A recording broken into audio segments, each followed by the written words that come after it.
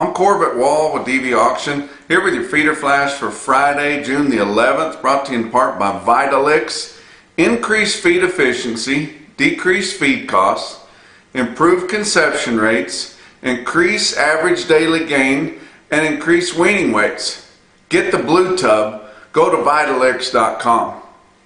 More legislation, and I tell you what, the guys in Washington, D.C. have never heard so much about the cattle business, and in particular the fed cattle marketing arena, than they have here in the last 2 or 3 months. And things are starting to happen. We need to make more noise, and we are making more noise. You've heard we've had the 5014 bill introduced in the Senate. We've had Cattle Market Transparency Act introduced in there. What I would like to see, and I hope we have a chance at getting a hybrid of the two. We need the bite of the 5014, but we need the flexibility of the Cattle Market Transparency Act. We've seen similar bills introduced into the House. We've seen letters from senators being sent in to the Attorney General. We've seen, several different letters, sent in there with a lot of signatures on them from other lawmakers. And the latest thing is going to happen on Friday here. Senator Jon Tester is from Montana, and he's a Democrat. He's expected to introduce a bill to amend the Packers and Stockyards Act of 1921. I've been critical of the PNS.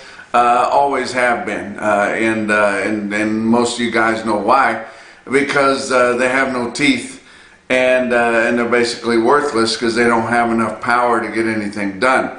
Well, he is amending the PNS Act to establish an Office of the Special Investigation of Competitive Markets, and that will be through Packers and Stockyards. It's going to give them more power, subpoena power, which they've never had before. They're going to be able to prosecute violators more easily. They're going to act as a liaison to the Department of Justice, which is very important. They're going to be working with Homeland Security, in case we have somebody try to hack into our food system and things like that. And then they're also, the main thing on there is they're going to maintain a staff of attorneys to look into these things on our competitive market arena. And you think, well, this is interesting timing for this. Why is this happening? This is happening as a in forefront precursor to getting one of those mandatory minimum negotiated cash bills put through. You got to give somebody some teeth to be able to, oversee it and enforce it. So that it's important that we're getting that done. And you guys are thinking, whoa, we're actually going to do this? Yes, we're actually going to do this, and we can't dilly-dally around because we need mandatory price reporting information to cross-reference this and to be able to check it. And we need the audit review and compliance branch that's with mandatory price reporting through Market News to be able to go in there and look at that, work with your PNS people, and get this stuff enforced. Well, mandatory price reporting has to be reauthorized by the end of September. We've got to get some stuff done here, guys. We've got to hurry up and get it done. And, I've talked to some of the guys that are helping push this through. Talked to my friends that I work with regularly at U.S. Cattlemen's Association. They've been busy working with the offices of both Tester and Grassley and Deb Fisher and all of them, trying to get what's needed put through and to counsel them on the things that they don't really know about, which, they can't know about everything. They have to have people to help do that. But we need this legislation. I'm in favor of it, and it could help, with our auction transactions and things like that too, if we give PNS a little more bite. So I think it's a good thing, because PNS has gotten to the point where everybody knows they don't have any teeth, and about all they can do is, ask people to raise and lower their bonds, people that are already bonded. Of course, if somebody that's not bonded puts the screws to somebody, a sale barn or somebody, well, then they don't have any information on them because they're not bonded. I mean, give me a break. That's a joke. But giving them some teeth That's going to help things out a little bit. Some other news around: almost every news outlet there was reported on Thursday that JBS indeed paid $11 million to the cyber attackers that were from Russia. So, what do you think the chances are of them doing it again somewhere else? And it may not even be a Russian hacker, it may be somebody else. If you're making good money doing that and they're paying them through Bitcoin, they don't ever have to face them or anything like that. And JBS said that they probably could have got by without it because their backup servers weren't hit, but they didn't want everybody's vital information to be exposed and things like that. They probably didn't want a lot of their records that they have exposed, to be truthful there. But that was a big deal. Another deal that we've got going is with this cooperative interstate shipment program. Now that's a deal that we've talked about where states with small packing plants that have state inspection of these smaller packing plants and lockers, really, beef lockers, they can ship the product interstate. That's a big deal because it's hard to get USDA inspection in all these little plants everywhere. So South Dakota was able to get theirs recently. Now we're up to 9 states that have state inspection that can send product interstate. It's very important, get on the internet and you can, if you got homegrown stuff, this is really important for our homegrown beef that people are trying to get marketed. And like I said on our last visit, these small little beef lockers and these smaller regional plants, they're not going to be going in and attacking the show lists, but they're going to be nipping around on the edges of the supplies that are out there, and every little bit helps. So now we've got 9 states that can do that. There's only 27 that are eligible that actually have state inspection. So I don't understand why we can't get all of those approved, but that'd be important too. But a lot of things that are happening out there, and I think that they're all for the good, and we need to continue to push them. Another thing that could definitely bring attention to our plight is CheckoffVote.com. I'm asking you guys, I'm telling you right now, you can never ever complain or bitch about having to pay the dollar checkoff or complain about the way it's spent if you can't simply go to CheckoffVote.com. Spell it out.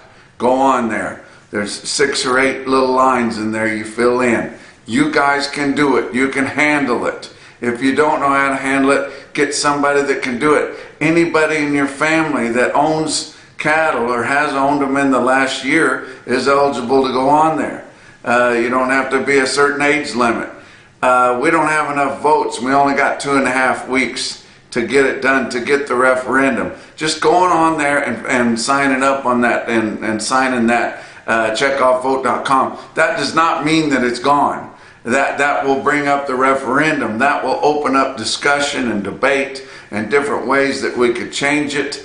And it would also bring a lot more attention to the problems that we're having in the beef industry. I think now is a good time to do that too, guys.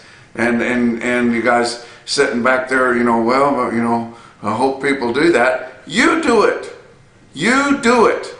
If you've owned one, bought one, or sold one in the last year, you're eligible to do it. Get on there and do it. It's not hard to do, guys. And if you got some older people that aren't familiar with getting online and doing things, help them do it. It's a shame that it takes quite a bit of doing to get these things up and offered. Don't waste it. And and then I'm not totally positive that the referendum will pass if we get it up. There may be a lot of people, but it would at least bring some attention to it. And it would make the people that make the rules on how we spend that money pay attention. If we could just bring it up. Checkoffvote.com. Ain't that hard. Let's go look at the board for Thursday. June live cattle futures up 17 cents at 117.57. Still a pretty decent basis there. And we're holding the board pretty much steady. It hasn't been moving a whole lot. and and got about a $3 or $4 basis to what fat cattle are bringing for your hedged cattle feeder with these charity bids, and they're kind of rocking along here, but they're getting kind of lazy with their trade. Of course, they don't have enough leverage to try to step it up anymore, but tell you what, these packers are cranking up the chain speeds here. They're needing cattle. They're calling for cattle that they've already bought that they wouldn't have to take for another couple, 3 weeks, but in a pretty good spot here. August live cattle contracts up 27 cents at 118.55. You go on to back months, your live cattle down 15 cents to up 22. How about August feeder cattle? They didn't do a whole lot either on Thursday. Up 12 cents is all at 148.40. September was up 15 at 150.90. Go on your back months of your feeder cattle, up 20 cents to up 82 cents. Fat cattle trade, had some more trade on Thursday. Still need more trade, especially in the Southern Plains on Friday here. So I'm not sure if not everybody's getting the charity bids. Maybe some of the guys are holding out for more money, but we haven't seen enough trade in the Southern Plains. But Iowa sold another 400 heads all on Thursday, but they've got almost 24,000 for the week, so they're getting close to where they need to be. Live sales at 121 and 190, and your market's mostly steady. You could call it mostly steady to firm, actually. Nebraska, 5,300 head on Thursday. They've sold 34,200 head for the week, so they're getting in there about where they need to be too. 120 live and 191 dress. Now Kansas didn't have any trade on Thursday. They sold 13,200 head for the week. They could do a little more. Texas didn't have any sales at all on Thursday. They've only traded 7,500. So I would think they need to trade some more in the Southern Plains. Haven't been able to see anything that Colorado's done due to confidentiality. Box beef cutout values. Your select was down a bunch earlier in the week. Well, it kind of come back here late in the week, but still we feel like box beef cutout values have kind of seasonally topped right here, kind of in a lull between your ordering for your different grilling holidays this summer. But choice cuts 338 and a quarter, down 40 cents. Selects up 253 at 310.40. Your cutter cow cutout has been going up big time. It's now at 226.39 a hundred, and that's up 463. It was up 463 for the day. Your cows and bulls are selling really well, guys. There's a lot of demand for ground beef, ground product, hamburgers for Father's Day, coming up for 4th of July. Slaughter cows, good ones with some flesh to them, good straight cows, routinely bringing up to $80 if they've got a decent dressing percentage, or they're not too full is what I should say. Your bulls are really good high dress and heavy muscle bull will bring up to $1.10, and I even saw this last week in Joplin Regional Stockyards, they sold a bull at $119. Beautiful choice fat cattle are only bringing $120, guys, and a big old rugged heavy muscle bull bringing $119, weighing around a ton. I think they could give a little more for these fat cattle. I really do. But your slaughter, I told you they've been stepping it up. 476,000 through Thursday this week. That's really good. It's up 155,000 from the holiday week last week, and then all the problems that they had with JBS. But that 476,000 is 17,000 more than the same week a year ago. And we were getting our feet back under us this time a year ago. So we need to get over 650,000 this week. We could sure do it with a good Friday and then a big Saturday. We had the biggest Saturday we've had in years last Saturday, as JBS was trying to catch back up some from being shut down early in the week. Your actual slaughter information come in for the week ending May the 29th, and we had the average dressed steer carcass weight at 884 pounds. Sounds big to you, but that's 4 pounds less than the previous report, 10 pounds less than the same report a year ago. So, and that's the lightest we've had since August of 2019 for this actual report. So we're getting those weights down a little bit. You think the feed costs maybe have a little bit to do it do with it, and guys kind of getting those shucked off the feed bill there fairly early. But the bad thing is, on your actual slaughter information that come in, it was less than 80% what they had estimated it to be. So it wasn't nearly as large, so we still got those cattle out there. But, you know, those things happen. They can crank up these chain speeds if they want to. They could pay these workers a little more and get them in there if they really wanted to. And they're just being very, very disciplined. But they've got orders to get filled. They've made a lot of deals to supply beef through the summer here. They've got a lot of orders to fill, and they've got to get product out there. What else is going on? Your Western Video Market sale is going on here today on Friday. It's in Cottonwood, California. It's just a internet sale there, but go on to wvmcattle.com or go to dvauction.com and just select the Western Video Market. It's the same console there, but they've got about 10 or 11,000 head of cattle and lambs there. At least watch the market, but you guys that are routinely buying on there, you can get some good Western cattle on there. And don't forget the deadline for the big July sale that's going to be held at Silver Legacy in Reno. The deadline for it is June the 24th. So if you got cattle to sell and you want to put them on that video, it's always a good one. Be sure and get a hold of your representative to get that done. What else is going on top of that? Here at DV Auction, you know, we've kind of caught up with our production sales, which is a big part of what we do, you know, purebred bull sales and replacement stock there. So we're kind of getting into a lull here. It's kind of whenever we start looking more to our commercial end of the business there. And you guys listen to me give these individual quotes and things. I don't pull those out of market reports. The government market reports hide all the individual quotes for the most part. I get a lot of them from people that send them to me, but by and large, I get the most part of them through Cattle Market Central, which is the information that's posted on these National Beef Wire TV screens that we have around. NationalBeefWire.com. If you've ever watched this report on NationalBeefWire.com, you notice that there's scrolling above my head there that has sales that have happened the previous day or even that day. The way we get those is if you've got a sale barn, get in touch with us. And it doesn't cost anything. I mean, we'd love it if you broadcast with us, but if you broadcast through Cattle USA or LMA, that's great. We're not going to ask you to quit them to report to us. We can still get that information. Doesn't cost anything, and it doesn't hurt you a bit. I mean, think of all the sale barns that I talk about every day on here. It doesn't hurt them, and they sure wouldn't be letting us have that information if it didn't.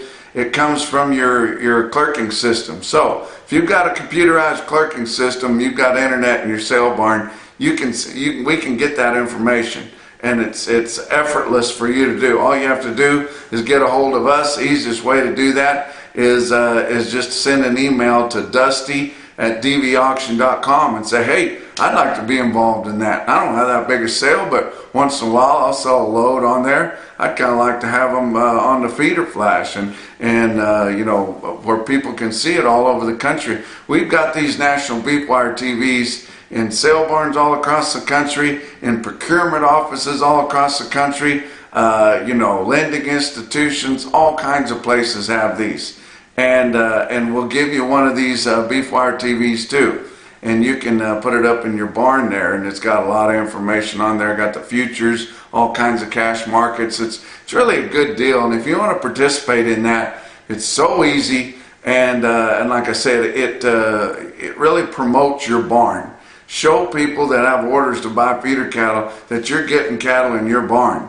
And unless you're you know, embarrassed of your market, you should be getting on there. And maybe that would help if you think your market's not very good, you know, letting some people know that you got cattle in there. And if you're making a market in there, guys, you want people to see it. That takes care of itself. You know, guys, that you know, if you're not getting, if you got a hole in your market, people that are looking at that will see that, and they'll go in there and prep it up, pop it up a little bit. So, and if you've got some special sales coming up, even if you don't broadcast with us, if you've got a special sale coming up, you're going to have, you know, 15, 20 loads of yearlings or whatever you're going to have. If you got some fresh cattle coming in, you got a featured consignment, email that to Dusty at dvauction.com. He'll put it on the National Beef Wire, and that electronic newsletter that we have there goes out to over 100,000 people that are in the business. So, and it doesn't cost anything to do that either. So, I want to invite you guys to do that. Let's talk about feeder cattle markets. Real-time index on DV auction late in the day on Thursday, 138.03. That's up 91 cents. And if you look at the average weight on that, it's all the cattle that we pick up in the middle 12 states there, from 7 to 899 pounds. And you can tell they've got some weight on them, them cattle that are coming off wheat for the most part. The average on that's 810 pounds, and we're still that high up on the quote and gaining ground, so that's pretty strong. How about your big sales on Thursday? Winter livestock, Pratt, Kansas, 4,700 head. Your feeder steers were a little bit uneven, from 2 lower to 2 higher, but your biggest gains were on the cattle that weighed over 1,000 pounds, and the heavy 9s up over 1,000 pounds. That don't need a whole lot of time on them. Feeder heifers were steady to $2 higher, and also there the biggest gains were on your heaviest heifers that they had. Top individual quote, or actually I want to give you several quotes there. Look, this is the kind of information we get through Cattle Market Central. Look at your market report from Pratt, and if you volunteer your information, you'll get one of these too. It'll be on there. But look at your best tested weights, and it was almost all the big yearlings there at Pratt on Thursday. 994 head of the 8-weight steers averaged 865 at 139.41. 1,322 head of 9-weight steers averaged 956 at 130.58. And on the heifers, 831 head of the 8-weight heifers averaged 840 at 127.78. That's on all of them that went through the ring. But the stick out deal that I saw out of Pratt was 82 steers weighed 810 pounds at 147.50. That's one of the very top quotes we've had for the week. How about Ogallala, Nebraska? An Ogallala livestock auction there, 6,800 head for their 70th anniversary sale. I mean, congratulations to them. To have a sale barn going that long. Used to deliver a lot. I used to grade a lot of delivery cattle in Ogallala. I like that sale barn, and been there many, many times. Look at this automated market report out of Ogallala for their 70th anniversary sale. And these are all steers I'm going to talk about. How about 886 head of 6-weight steer calves average 646 pounds with a weighted average price of $159.57. 728 head of the 7-weight steers averaged 743 at 149.09, and 714 head of the 8-weight steers averaged 844 at almost $143. That's big time quotes there out of Ogallala. Give you some individual quotes around the circuit. Well, here's several loads from Bluegrass Stockyards in Stanford. That's Bluegrass South there. Look at these loads. I mean, you think, back east they don't sell that many loads of yearlings. Look at all these. This was in Thursday's sale there in Stanford, Kentucky. Now, you put wheels under them, they're going to be working towards the top quotes in the central part of the U.S. My favorite one in there is 64 head of 860-pound steers at 135.90. How about another big-time quote out of Belfouche Livestock Market in Belfouche, South Dakota? 57 head, 739-pound steers bring 154.25. But the top quote that I saw anywhere on Thursday, and your Zactran top quote for the day, come out of Billings Livestock Commission, Billings, Montana. 63 head, 622-pound steers bring $175. And that's your feeder flash for Friday.